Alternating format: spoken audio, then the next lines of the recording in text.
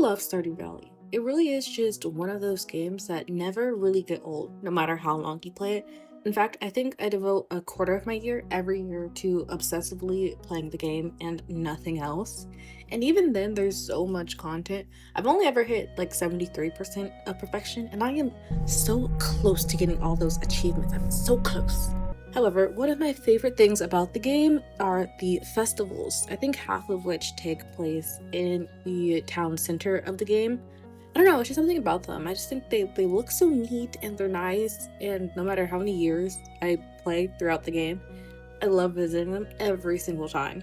So when I found myself in the town square of Copperdale, I thought to myself, I'm making a festival.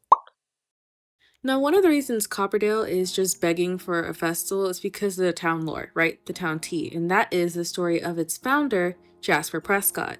So I've been going around doing some reading and the map descriptions as well as some items and households, and I think I have a good idea of what exactly is going on here in the town. Once renowned for its booming mining industry, the town of Copperdale, quaint and historic, lay nested on the banks of Lake Lusuli. Founder Jasper Prescott had foraged his land for its treasured crystals, hoping Copperdale would one day blossom into a prosperous community for families and travelers alike. And though the mine carts reached an eternal halt, the townspeople continued to flourish. With academics and adventures abound, Copperdale is now home to many families seeking a small town with a big city dreams for themselves and their teens. Together, they've unearthed a gem far more precious than before, beloved high school memories, blah blah blah, right? But that's not what we're interested in here. Furthermore, the area with the whole fair carnival setup, Plumbite Pier, in the Plumbite Cove neighborhood rests atop a body of water which is named Lake Lusuli, as previously mentioned. Also, this guy here has lore. I thought he was just some little generic mascot character made up for the school, but no, okay, he has a whole story that dates back to the miners. He's like the town Bigfoot, and his name is Frank. Okay, so the story goes, Frank used to be considered a town phenomenon, a mythological creature that lurked throughout the mines, hunting the very first miners who began settling in the town of Copperdale. While some feared him and chose to stay away from the mine, others, in efforts to find him, went on explorations through the caves to hunt him down. However, apparently one day, when a group of miners were out in the mines mining, the mine shaft collapsed. Don't you just love English? Like, what the hell is that sentence? But anyway, the whole town thought that group of miners were dead, but they were actually saved by no other than Frank himself. So the now domesticated hero lives on the pier stealing churros and eating kids' homework, apparently. I don't know. But what we're going to be focusing on is what's going on the other side of the lake, which is Prescott Square. Now at this point, however, you may be asking yourself, who the hell is Jasper? So what? He's the founder, that's his statue in Prescott Square, and his house on top of the hill. That's about it. But you're wrong, okay? There's so much more. Okay, so basically the story goes that as a young boy, little Jasper Prescott knew he was always destined for more type beat. Generic, but we'll continue. So Jasper knew he was destined for more than what his mom wanted him to do, which was follow in his family's long line of bakers. And he was very vocal in expressing this to his mom. The life of a baker wasn't for him. He was set to become an entrepreneur, which made his mom honestly feel very mixed emotions, somewhere between disappointment, anger, and hysteria, because their family wasn't just bakers. Like, they had owned the bakery. They had 2 locations, but no matter how many times she tried to explain to him, he always just told her that she didn't understand the heart of a young businessman. Eventually fed up with him, she had given him one single task, a task that if he could complete, would reward him with her complete support in becoming an entrepreneur. And that task was to spell entrepreneur. And try as he might, little baby Jasper just could not do it. So he listened to his mother and got his butt in the kitchen.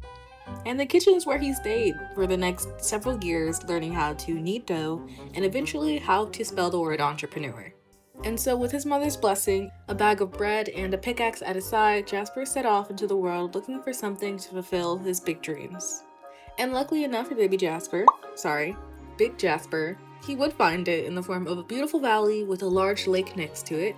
The problem was, however, that Jasper was broke boy, scrub, nothing. But he did still have his pickaxe, so with that in hand, he set off to a nearby mine shaft. in which he would soon discover the land's rich lines of copper and lapis lazuli, which he would eventually use as inspiration in naming the land and the lake. And after that, really it was only up from there. As the land grew and prospered, so did Jasper. And not only was he a mining entrepreneur, but he could spell it too. One day while wandering through the town, Jasper found something that would become the most important thing in his life. More important than the mines, the copper, lapis lazuli, the valley, and the lake, which he had once thought was the most beautiful thing in the world, and even the town itself. Her name was Tia. And in her, Jasper found and achieved his new dream, which was to become a house husband, and honestly, love that for him. Tia and Jasper would go on to spend many years together before Tia would succumb to age and be the first to go. And in his remaining time, Jasper would drag his and Tia's rocking chairs out onto the porch like he used to, and chat with her while watching over the town. Now both of them rest in Tia's favorite place, which she actually named, by the way, Prescott Square.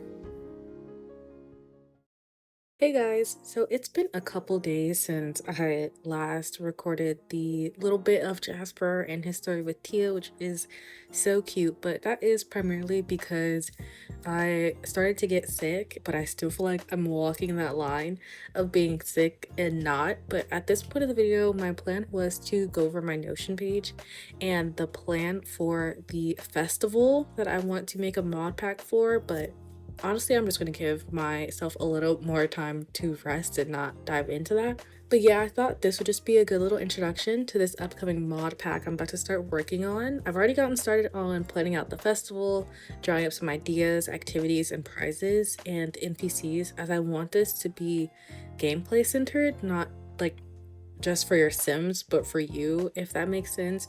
I feel like a lot of times where like our in-game activities we get, like in that we just got in the business and hobbies world, I think they fall flat a lot of times because there's just nothing to do or experience while you're there.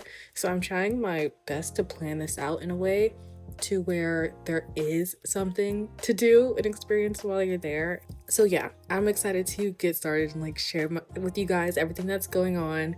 In the next mod update video, there will be following the usual type of thing of giving you guys kind of my progress updates and sharing more of what the plan is.